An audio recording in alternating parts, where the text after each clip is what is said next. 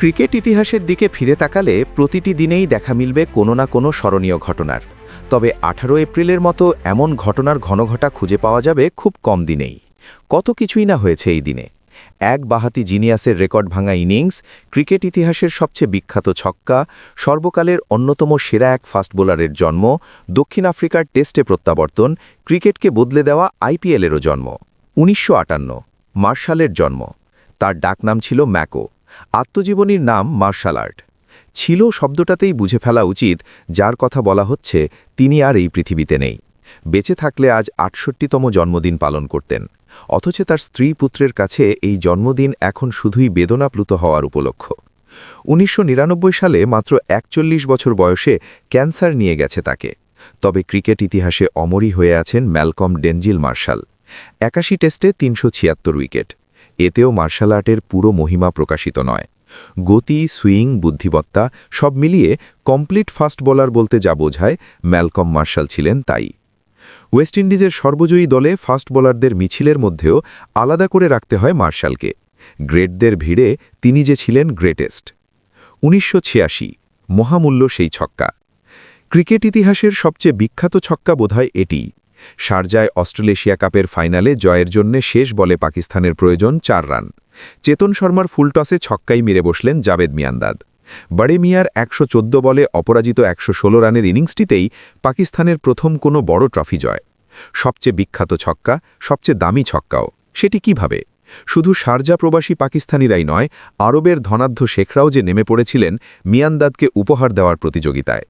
তা উপহার পাওয়ার মতোই খেলেছিলেন মিয়ান্দাদ। বলতে গেলে একাই শোকস্তব্ধ করে দিয়েছিলেন ভারতের কোটি কোটি মানুষকে। প্রথম দিন ব্যাটসম্যান কৃষ্ণামাচারী শ্রীকান্তের 75, সুনীল গাভাস্কারের 92 এবং দিলীপ ভেংসরকারের 50 রানে ভারত করেছিল 245। 215 রানে পাকিস্তানের সপ্তম উইকেট পড়ার পর ম্যাচ শেষ বলেই ধরে নিয়েছিলেন সবাই। শুধু মিয়ান্দাদই যা মানতে চাননি। শেষ ওভারে যখন নবম উইকেট পড়ল, জয় থেকে পাকিস্তান তখন 5 রান দূরে। শেষ ব্যাটসম্যান তাওসিফ আহমেদ একটি বলই খেললেন, সেটিতে সিঙ্গেল নিয়ে স্ট্রাইক দিলেন মিয়ান্দাদ। চেতন শর্মা ইয়র্কার করতে চেয়েছিলেন, হাত ফসকেই হোক অথবা মিয়ান্দাদ এগিয়ে দাঁড়ানোয় লেংথের গণ্ডগোলে সেটি হয়ে গেল কোমর উচ্চতার ফুলটস। লেগ সাইডের দিকে ব্যাট চালিয়েই দুহাত তুলে উদযাপন শুরু করলেন মিয়ান্দাদ।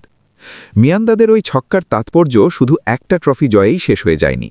অনেক দিনের জন্যে ভারত পাকিস্তান ক্রিকেট লড়াইয়ের ভবিষ্যৎ গতিপথ নির্দেশ করে দেয় তা। এর আগ পর্যন্ত এই দৈরবে অনেক এগিয়েছিল ভারত। এরপর থেকেই শুরু হয় পাকিস্তানের আধিপত্য। ওই ছক্কা যে ভারতকে তাড়িয়ে বেরিয়েছে অনেক দিন। 1992 দক্ষিণ আফ্রিকার প্রত্যাবর্তন। বার্বাডোসে একটি টেস্ট ম্যাচ শুরু হল 1992 সালের 18 এপ্রিল। শুধুমাত্র আরেকটি টেস্ট ম্যাচ? তাই যদি হতো তাহলে কি আর সেটি এই লেখায় জায়গা পায়? 22 বছর পর দক্ষিণ আফ্রিকার টেস্ট ক্রিকেটে প্রত্যাবর্তন ওয়েস্ট ইন্ডিজের বিপক্ষে ওই টেস্ট দিয়ে। গায়ের হং দিয়ে মানুষকে আলাদা করে রাখার আদিমতম নীতির কারণে ওই 22 বছর বিশ্ব ক্রিকেটে নিষিদ্ধ হয়েছিল ইংল্যান্ড ও অস্ট্রেলিয়ার পরই টেস্ট খেলার অধিকার পাওয়া দেশটি। নিষিদ্ধ হওয়ার আগে সর্বশেষ সিরিজে অস্ট্রেলিয়ার বিপক্ষে 4-0 টেস্ট জয়, যে সিরিজ ছিল অলিখিত টেস্ট ক্রিকেটের ওয়ার্ল্ড চ্যাম্পিয়নশিপ। দক্ষিণ আফ্রিকার সেই দলের ব্যারি রিচার্ডস, গ্রেম পলক, এডি বার্লোদের দীর্ঘশ্বাস তাই কান পাতলেই শোনা যেত। বর্ণবাদের কারণেই যে তাদের প্রতিভার রং ছড়াতে পারেনি আন্তর্জাতিক ক্রিকেটে। 1994 লারা মহাকাব্য প্রথম পর্ব। টেস্টের তৃতীয় দিনের খেলা শুরুর সময় ব্রায়ান লারার নামের পাশে 320। নির্ঘুম আগের রাতের বর্ণনা আছে ব্রায়ান লারার আত্মজীবনীতে বিটিং দ্য ফিল্ডে। রাত 4টের সময়ও আমি জেগে, কিছুতেই ঘুম আসছে না। চোখের সামনে ভেসে উঠছিল তাদের মুখ, যারা বলে এসেছে আমি এটা করতে পারব। অনেকে তো অনেক বছর আগে। শুধু মনে হচ্ছিল ওদের কাছেও আমার একটা দায় আছে। গল্ফ খেলতে যাওয়ার ইচ্ছেটা আবার প্রাণপণে দমন করলাম। ভাবতে লাগলাম সামনের লক্ষ্যগুলো নিয়ে। গ্রাহাম গুচের 333, ডন ব্র্যাডম্যানের 334, ওয়ালি হ্যামন্ডের 336, হানিফ মোহাম্মদের 337 এবং সবচেয়ে বড়টা স্যার গ্যারি সোভার্সের 365। মনে মনে কিছু শটও খেললাম। ঘামে ভিজে গেছে আমার হাতের তালু। জীবনে কখনো এত নার্ভাস বোধ করিনি। ইংল্যান্ডের বোলারদের থেকেও বড় প্রতিপক্ষ ছিল ওই নার্ভাসনেস। দুটোকেই জয় করলেন লারা। অ্যান্ডি ক্যাডিককে 4 মেরে সোভার্সকে ছুলেন, ক্রিস লুইসকে 4 মেরে ছাড়িয়ে গেলেন তাকে।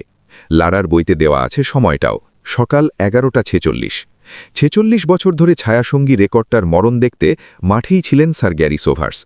হই হই করতে করতে মাঠে নেমে যাওয়া দর্শকদের মধ্যে পথ করে নিয়ে উইকেটে গিয়ে জড়িয়ে ধরলেন লারাকে। মাঠ থেকে দর্শক বের করে আবার যখন শুরু হলো খেলা তখনকার অনুভূতিটাও জেনে নিন লারার কাছ থেকেই। আমি ব্যাট করে যেতে চেয়েছিলাম টেস্ট ম্যাচে 400 রান করা প্রথম খেলোয়াড় হতে, কিন্তু এমন একটা অর্জনের অবশ্যম্ভাবী পার্শ্বপ্রতিক্রিয়া, আবেগের ঢেউ যে ভাসিয়ে নিয়ে যাচ্ছে লারাকে। আর 2টি সিঙ্গেল নেওয়ার পর একটি 4, এরপরই কট বিহাইন্ড। স্কোরবোর্ডে লেখা বোলারের নাম ক্যাডিক। আসলে হয়তো উইকেটটা নিল ওই দুকুল ক্লাবি আবেগী। 766 মিনিটে 538 বলে 45টি 4 খটিত 375 রানে শেষ হল লারার মহাকাব্যিক ইনিংস। প্রথম খেলোয়াড় হিসেবে টেস্টে 400 করতে চেয়েছিলেন। 10 বছর পরে অ্যান্টিগুয়ার সেই রিক্রিয়েশন গ্রাউন্ডে সেই ইংল্যান্ডের বিপক্ষেই তা করেছেন লারা। ওই 400 মুকুট পুনরুদ্ধারের ইনিংসও। 6 মাস আগের রেকর্ডটা যে তার কাছ থেকে কেড়ে নিয়েছিলেন অস্ট্রেলিয়ার ম্যাথিউ হেইডেন। লারার 375-এর টেস্টে ইংল্যান্ডের অধিনায়ক ছিলেন মাইক অ্যাথারটন। আত্মজীবনী ওপেনিং আপে সেই ইনিংসের সময়কার অনুভূতি বর্ণনা করতে গিয়ে লিখেছেন, কখনো কখনো তার মনে হচ্ছিল সবকিছু ভুলে গিয়ে লারার ব্যাটিং উপভোগ করাটাই ভালো। লারাকে প্রশংসার একটা জায়গা তো অসাধারণ। লারার 291 হয়ে যাওয়ার পর প্রথমবারের মতো প্রথম স্লিপটা সরিয়ে নিয়েছিলেন। অ্যান্ডি ক্যাডিকের পরের বলটাই লারার ব্যাটের কানা নিয়ে ওই শূন্যস্থান দিয়ে বেরিয়ে যায়। অ্যাথারটনকে উত্ত্যক্ত করতে ইচ্ছে করেই ওভাবে খেলেছিলেন? অ্যাথারটন নিশ্চিত নন, কারণ হিসেবে বলেছেন, লারার প্রতিভার মাত্রা সম্পর্কে ধারণা করতে পারাটাও আমার বোধশক্তির বাইরে। 2008 আইপিএল যুগের শুরু। একসময় ক্রিকেটের দ্বিতীয় বিশ্বযুদ্ধের আগে পরের পার্থক্য বোঝাতে যুদ্ধপূর্ব আর যুদ্ধোত্তর কথা দুটির খুব ব্যবহার হতো। এরপর এলো প্যাকার পূর্ব আর প্যাকার পরবর্তী যুগ। ডে নাইট ক্রিকেট, রঙিন পোশাক, সাদা বল, এসবই তো কেরি প্যাকারের ওয়ার্ল্ড সিরিজ ক্রিকেটের উপহার। আইপিএল পূর্ব আর আইপিএল পরবর্তী বিভাজনটাও কিন্তু একই রকম তাৎপর্যপূর্ণ। ফ্র্যাঞ্চাইজি ভিত্তিক টি20 ক্রিকেটের আইপিএল বদলে দিয়েছে ক্রিকেটের মানচিত্রই। ক্রিকেট আর গ্ল্যামারের অপ্রতিরোধ্য মিশ্রণের সঙ্গে অঢেল অর্থ বদলে দিয়েছে ক্রিকেটারদের মনোজগত। আইপিএলের দেখানো পথে টেস্ট খেলার প্রতিটি দেশেই শুরু হয়েছে ফ্র্যাঞ্চাইজি লিগ। শুধু টেস্ট খেলা দেশেই বা কেন আটকে রাখা? এর বাইরের অনেক দেশেও তো বসছে টি20র মেলা। 14 বছর আগে আজকের এই দিনেই যাত্রা শুরু হয়েছিল আইপিএলের, যেটির সুর বেঁধে দিয়েছিল ব্রেন্ডন ম্যাককালামের একটি অবিশ্বাস্য ইনিংস। এরপর ক্রমশই বড় থেকে আর বড় হয়ে ওঠা আইপিএল এখন এমন এক বাস্তবতা, আন্তর্জাতিক ক্রিকেট সূচিও ঠিক করতে হয় এটা মাথায় রেখে। আইপিএলই কি তাহলে ক্রিকেট ইতিহাসের সবচেয়ে যুগ বদলের নাম?